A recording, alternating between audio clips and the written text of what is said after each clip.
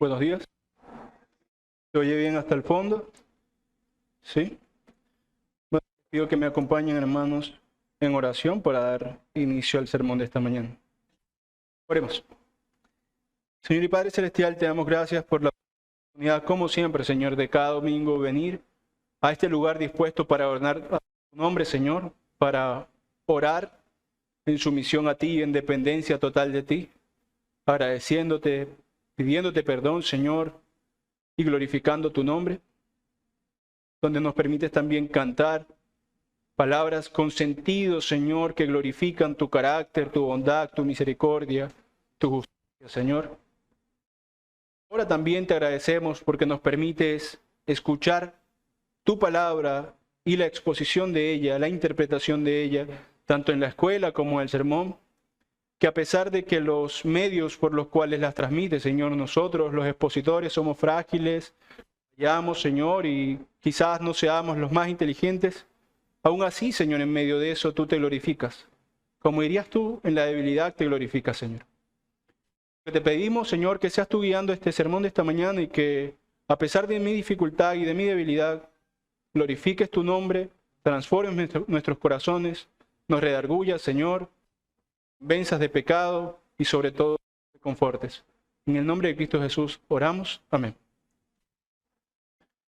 Bueno, hermanos, en el último sermón sobre este libro, les recuerdo que estoy llevando una serie en el libro de los Hechos.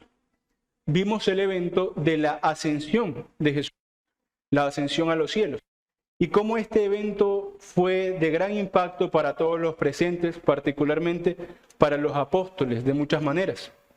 Su líder, que creían muerto, había resucitado, pero ahora se iba de su presencia nuevamente, y era causa otra vez de tristezas para ellos. Sin embargo, también que fueron animados por el Señor, pero no solo por el Señor, sino por los ángeles del Señor que aparecieron junto a ellos, aquellos que les dijeron, ¿por qué miráis al cielo? Fueron animados cuando el Señor les recordó y los ángeles les recordaron que aunque se iba, Él volvería con poder y gloria recuperados y se llevaría a su pueblo, y que mientras tanto regresaba, ellos tenían que continuar la labor que les había sido encomendada, principalmente la labor de predicar este mismo evangelio que habían recibido.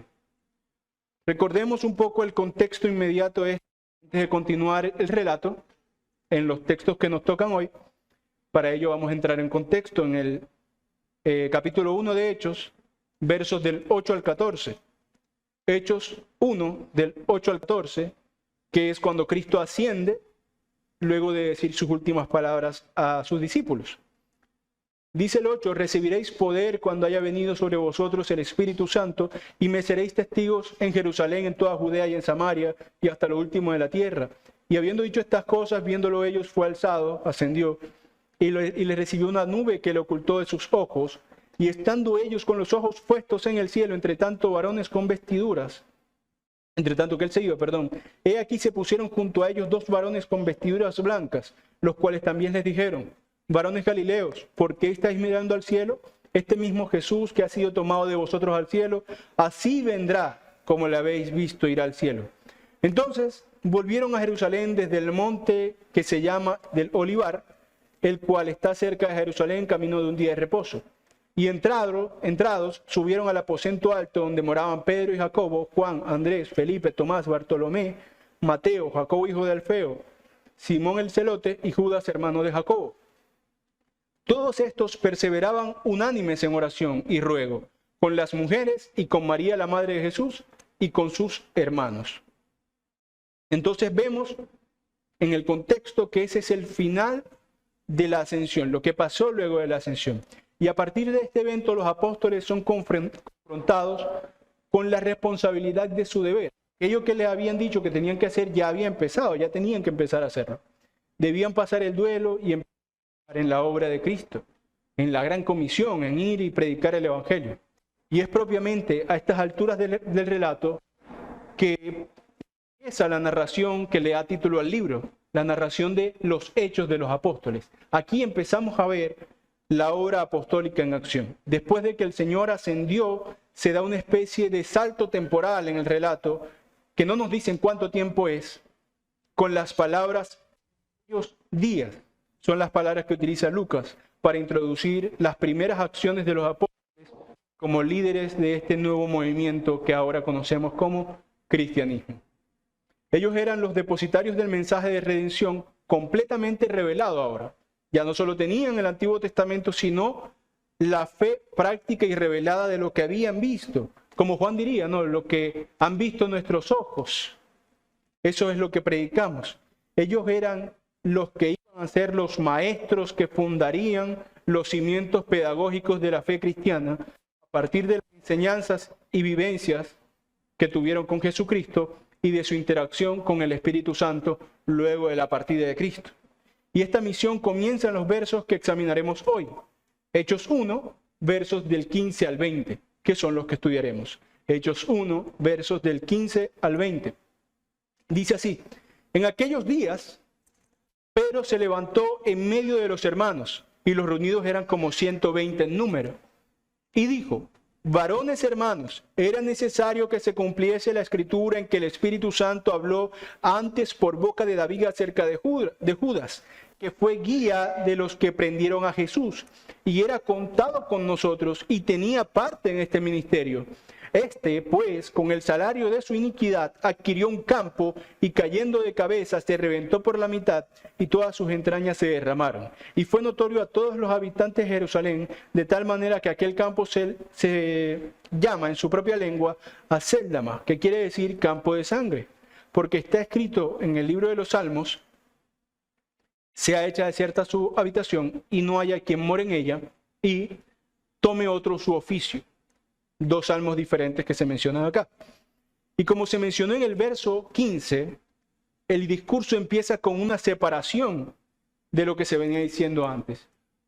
Nos acordamos de que Lucas empieza el libro recordando que esto es una continuación de su evangelio, del evangelio de Lucas, y las últimas acciones de Cristo hasta su ascensión. Y aquí rompe la continuidad del relato para empezar a hablar de otra cosa, y la introduce con la frase mencionada en aquellos días. Por lo tanto, podemos asumir que luego de la ascensión de Cristo, al poco tiempo, no sabemos cuánto, pero al poco tiempo, Pedro tomó el liderazgo del grupo apostólico.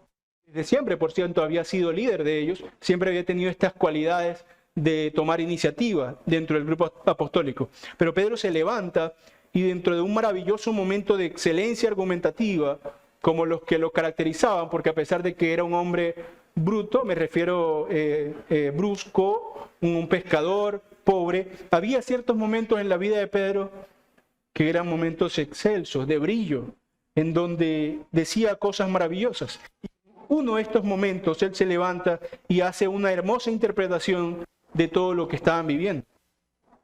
El apóstol ya había superado el estado de aturdimiento en el que estaba por la partida, por la muerte, por la resurrección, por todo lo que había pasado con su Señor. Y ahora les recordó a sus compañeros que todo lo que estaban viviendo había sido anunciado con anterioridad.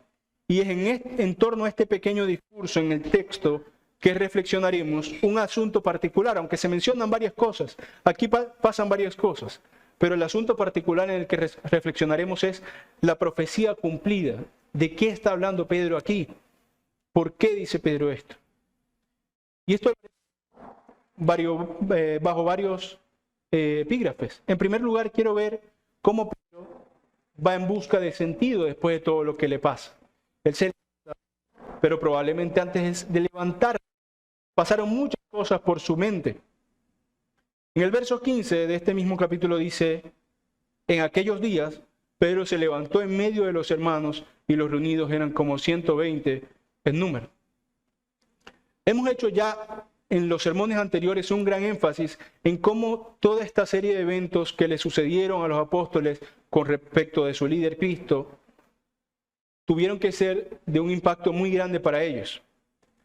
Punto de sumirlos en tristeza y desesperación. Incluso puede que estuvieran al borde de perder el sentido en sus vidas, de pensar que todo lo que habían hecho hasta ahora, que todo lo que habían aprendido, que todo lo que habían vivido con Cristo no iba a servir para nada.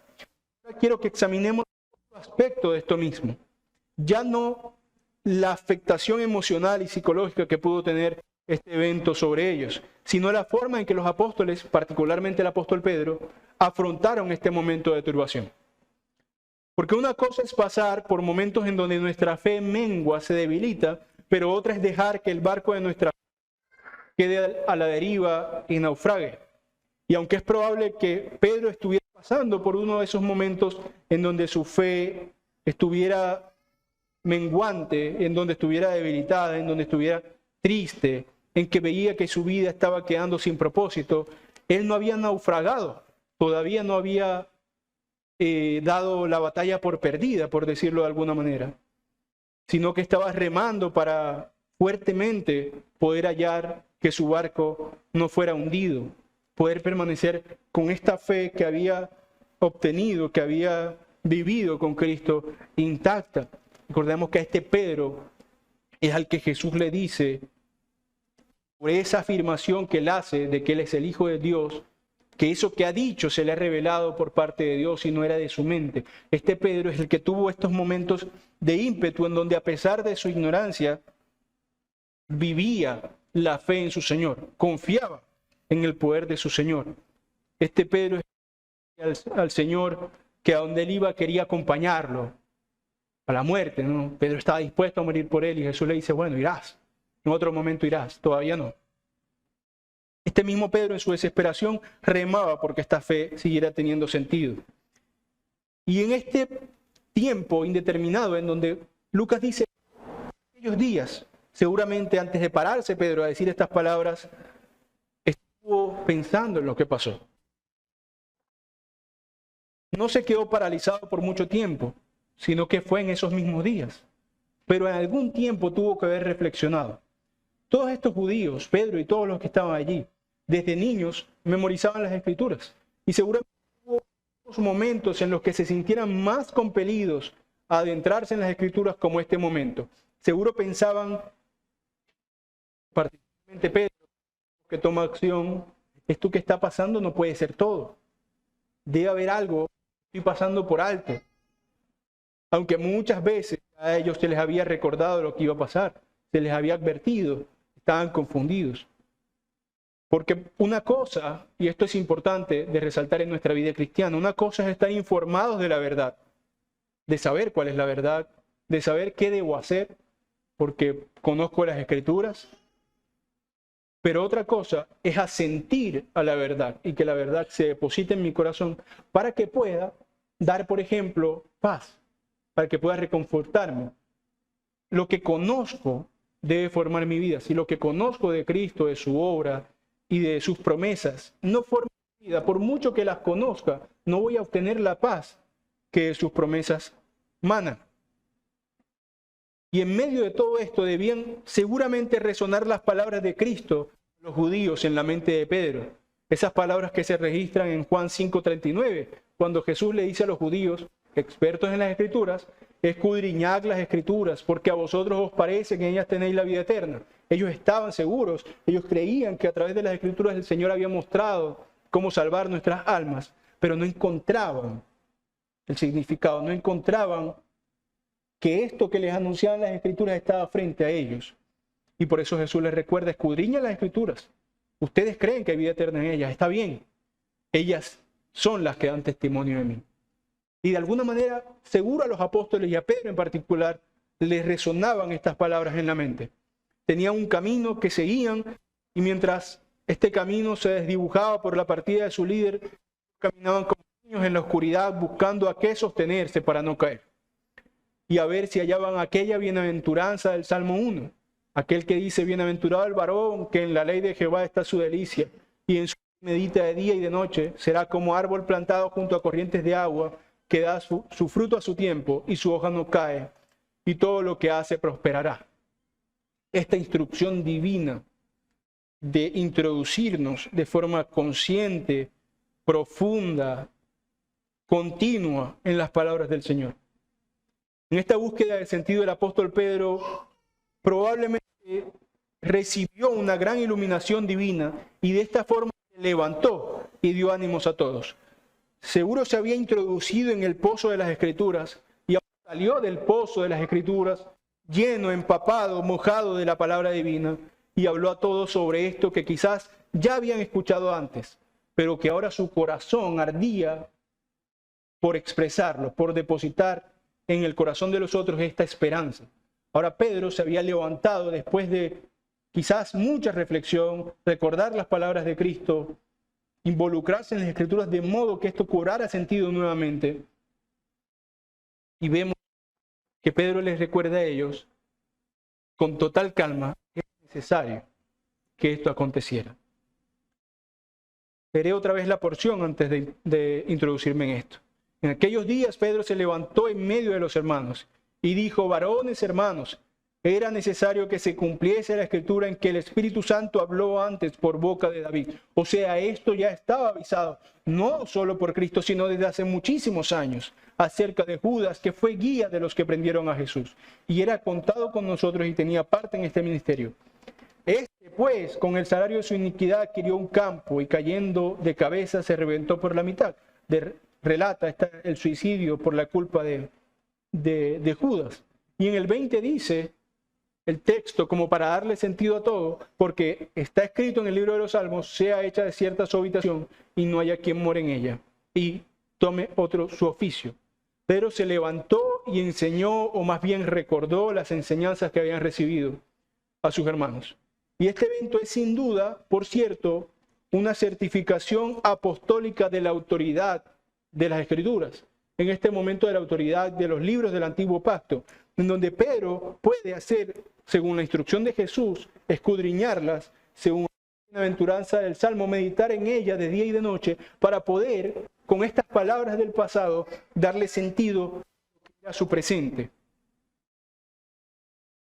Esto nos muestra la autoridad del Antiguo Testamento como palabra divina, pero también la iluminación sobrenatural que los autores bíblicos recibieron para tener autoridad en sus interpretaciones. ¿Por qué? Porque en el verso 20 se hace una aclaración con respecto de esto que dice Pedro. Pedro dice unas cosas y luego en el verso 20 se explica de dónde sale esta idea. Se alude a dos salmos. Por un lado el Salmo 69, 25, que dice: sea su palacio asolado, en sus tiendas no haya morador, que en la versión de la cual él se recita en Hechos, que es la Septuaginta, se traduce como sea hecha de cierta su habitación y no haya quien more en ella. Y el otro salmo que mencionan es el 109:8, sean sus días pocos, tome otro su oficio.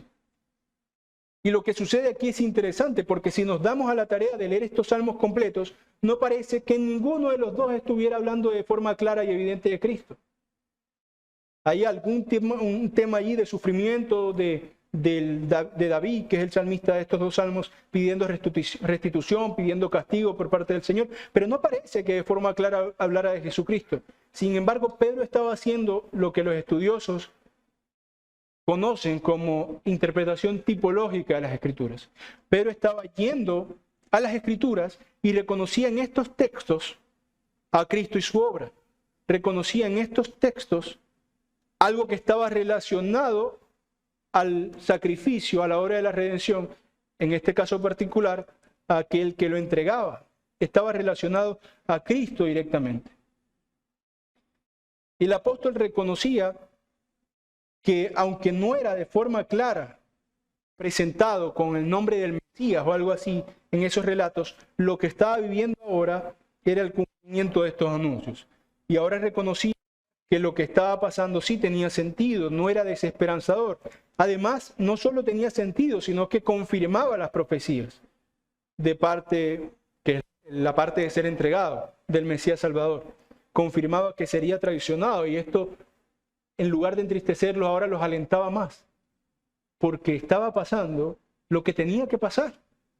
No era una derrota, antes era el funcionamiento correcto desde la eternidad. Y esto lo estaba reconociendo. Por eso las primeras palabras de Pedro no fueron para consolar, no se preocupen, volverán, ya eso se lo habían dicho, sino para reencauzar la mente de sus hermanos, recordándoles, esto tenía que acontecer. Este momento de turbación pasará, porque más bien es una muestra de que el plan de Dios se cumpliría. ¿Por qué era necesario que esto aconteciera? Que este hombre tenía que traicionar a Cristo. Obviamente esto lo tienen claro, no lo que están viviendo lo tienen claro, saben por qué Cristo murió. y además no es el enfoque del verso decir por qué, pero hay una razón por la cual tenía que acontecer esto. Las ironías de la vida y los misterios de los caminos de Dios hicieron que Pedro aquí, cuando decía esto tenía que acontecer, se contradijera a sí mismo, se tragara sus palabras, porque él antes había dicho algo con respecto a esto que ahora decía que tenía que acontecer. Veamos un momento Mateo 16, del 21 al 23. Mateo 16, del 21 al 23 dice así: Desde entonces comenzó Jesús a declarar a sus discípulos que le era necesario ir a Jerusalén y padecer mucho de los ancianos, de los principales sacerdotes y de los escribas y ser muerto. Le decía a Jesús: vean, voy a morir y resucitar al tercer día. En el 22 dice: Entonces Pedro, tomándolo aparte, comenzó a reconvenirle, a convencerlo, diciendo: Señor, ten compasión de ti, en ninguna manera esto te acontezca. Pero él, volteándose, dijo a Pedro: Quítate delante de mí, Satanás, me eres tropiezo, porque no pones la mira en las cosas de Dios, sino en las de los hombres.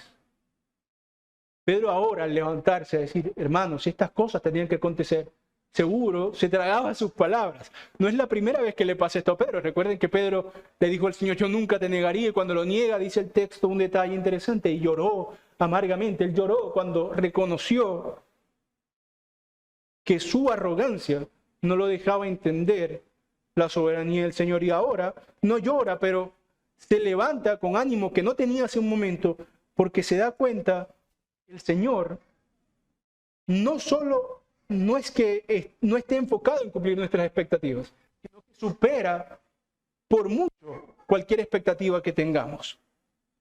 Y esto lo hemos visto muchas veces, ¿no?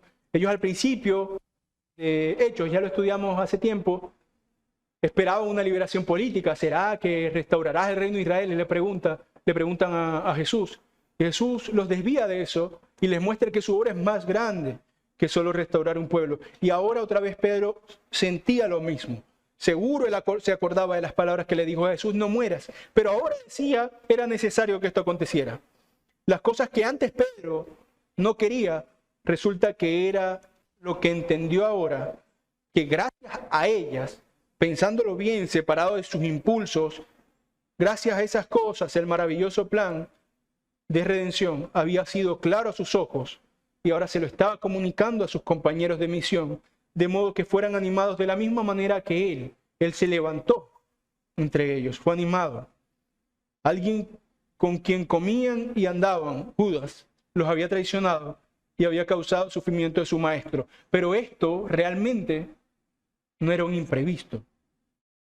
Seguro Jesús, tanto como amaba a sus apóstoles, sufrió porque este Judas, y él le dice: con un beso me entregas, sufrió porque este Judas lo entregó. Pero de ninguna manera esto era la debilidad del maestro, sino más bien, ahora Pedro se daba cuenta que esto que pasó, este hombre insignificante entregó a Cristo, era lo que tenía que acontecer. Esto les había causado tanta tristeza, era parte del armonioso plan divino para la redención de ellos y de nosotros. Seguramente, y Dios nos perdone, a veces con ligereza lo que pasó aquí. Seguro no podemos desesperarnos como ellos se desesperaron al ver que Judas entregaba a Jesús, porque no lo vivimos. Además conocemos el final, resucitó y todo. Pero si tratamos de tener empatía con lo que los apóstoles vivieron, seguro fue un momento terrible, y que en ese momento terrible lo que los reconforta en aquellos días, como dice Lucas, es recordar que todo salía de acuerdo al plan divino. Lo que Pablo recuerda muchas veces: no todas las cosas para los que creen en Dios obran a bien, aunque obren males relativos, aunque me hagan sufrir en cierto momento en particular, finalmente obran a bien.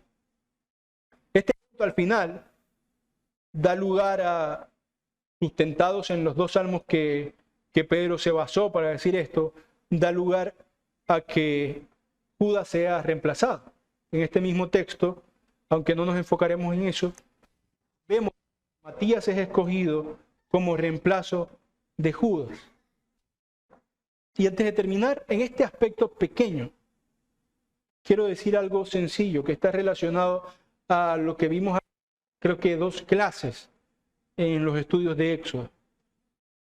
Veíamos cómo en este evento de la roca que emanó agua para el pueblo de Israel, luego en el futuro Pablo recordaría que en ese evento de la roca donde Dios no permitió que el pueblo pereciera por sed, el pueblo recibió misericordia. El pueblo de Israel recibió misericordia de Dios, preservó sus vidas, recibió distintas bendiciones. Pablo recordaba, ese pueblo que recibió misericordia, muchos de ese pueblo quedaron muertos en el desierto, quedaron fuera del plan divino. Ahora vemos otro ejemplo de alguien que vivió en carne propia la devastación total del alma. Este hombre vivió con Cristo, comió con Cristo, durmió con Cristo, presenció los milagros de Cristo, Judas, pero no será contado entre el pueblo de Cristo, sino que será maldito y muerto eternamente. Así como el pueblo de Israel también, en parte, aunque recibió los beneficios de Dios, no fueron contados. De esto también nos habla Hebreos, ¿no? Hay algunos que habiendo gustado el poder del Espíritu, estos que habiendo gustado el poder del Espíritu, que habiendo disfrutado la misericordia de Dios, desprecian, son unos miserables, serán castigados, porque esta misericordia relativa no alcanzará, sino que el infierno igual caerá sobre ellos. Sin embargo, por allá en Hebreos también el mismo autor dice, pero nosotros no somos los que retroceden. Así como Judas fue reemplazado, otro fue puesto en su lugar, Matías. Quizás no vivió todos los eventos tan de cerca como Judas, aunque sí tenían ciertos requisitos allí, pero fue reemplazado. Así como tipológicamente el pueblo de Israel fue desgajado y fue injertado el pueblo gentil. Sin embargo, hay salvación también para los de Israel que creen en Cristo. Así también puede pasar con cualquiera que va a la iglesia, que expone una vida aparentemente de piedad, pero que no ha confiado en Cristo verdaderamente para descansar en Él de forma completa. No solo debemos preocuparnos por asistir a la iglesia, y esto por supuesto que no es salvación por obras, sino que debo preocuparme más que por una vida moral perfecta, que obviamente debemos aspirar a ser buenos, aspirar a ser correctos en nuestro comportamiento con el prójimo, pero más que eso, la mayor preocupación del cristiano debe ser aquella que dice Pablo, examinaos a vosotros mismos. Es sencillo, no es cuánto peco yo a la semana, nada de eso. ¿Confío yo verdaderamente en el Señor? Ese fue el problema de Judas. No tanto la plata, porque Judas la devolvió. De alguna manera el remordimiento no le permitió tomar ese dinero sucio y lucrarse con él.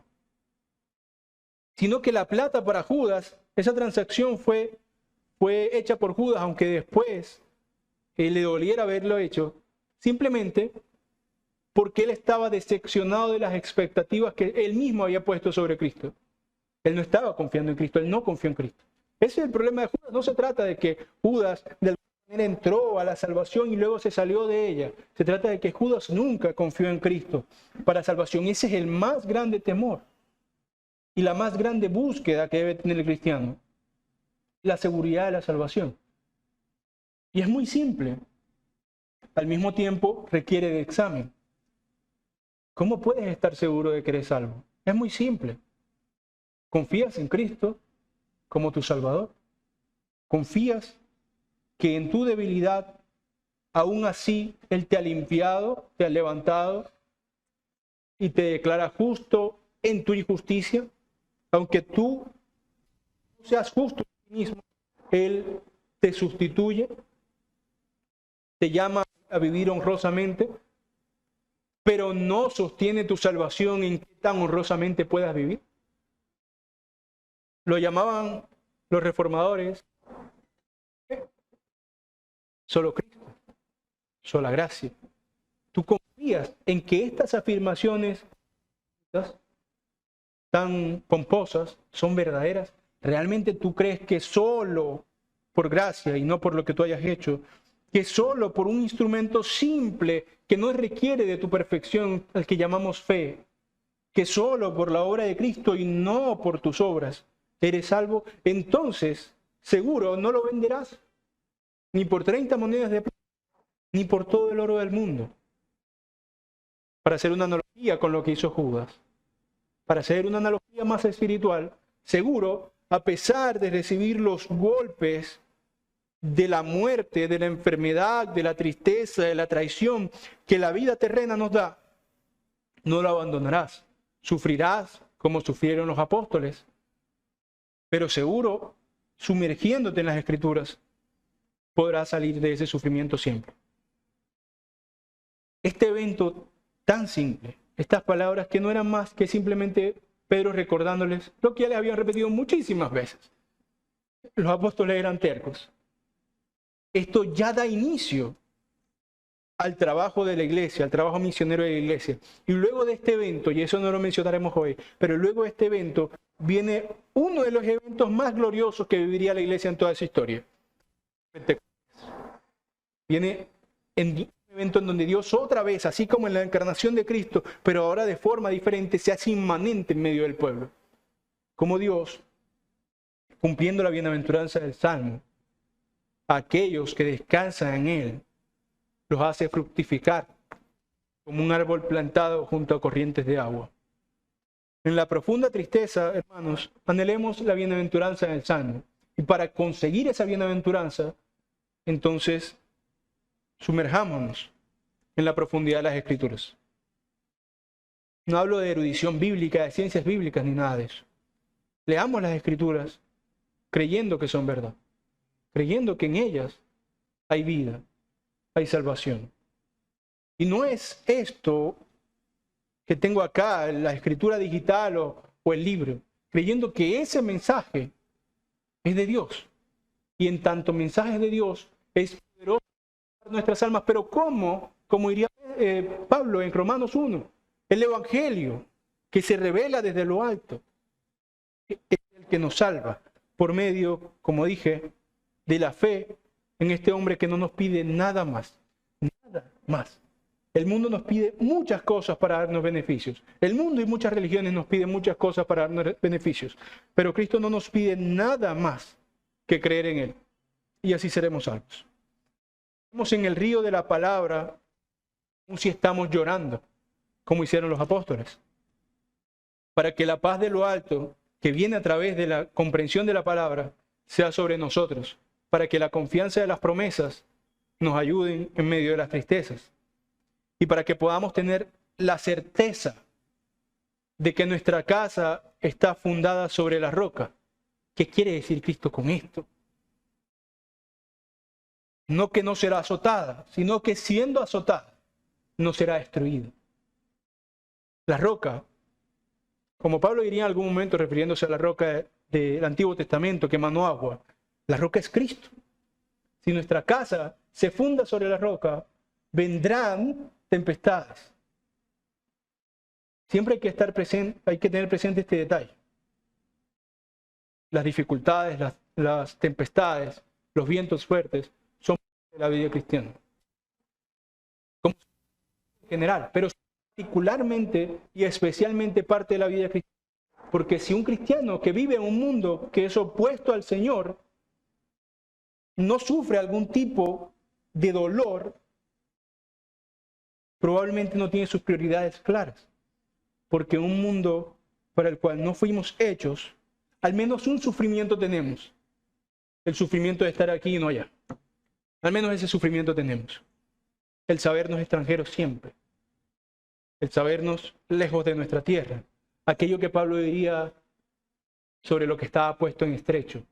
Si estar aquí y ayudar a rescatar a los perdidos o estar con Cristo. Estar aquí y ayudar a que los que mueren vivan o estar con Cristo. Ese, por lo menos ese es un dolor continuo del cristiano que sabemos que tendrá fin.